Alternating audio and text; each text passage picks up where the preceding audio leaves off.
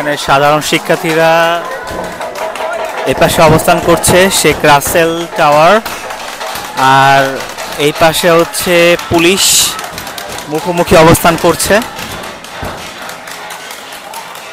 আমরা একটু সামনে আগাই, এখানে পুলিশের সাজোয়া যান, এখানে পুলিশের সাজোয়া যান নিয়ে এসেছে মাত্র পুলিশ। আমরা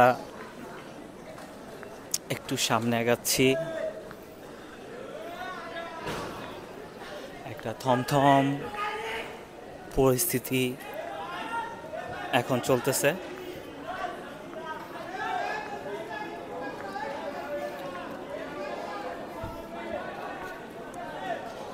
মোটামুটি থমথম পরিস্থিতি এখানে বিরাজ করতেছে, পুলিশ তাদের পজিশন নিয়ে আছে।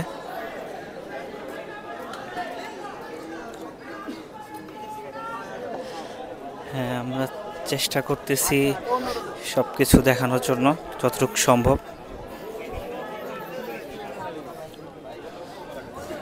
এখানে হচ্ছে পুলিশ তাদের পজিশন নিয়ে দাঁড়িয়ে আছেন, এই পাশে ছাত্ররা।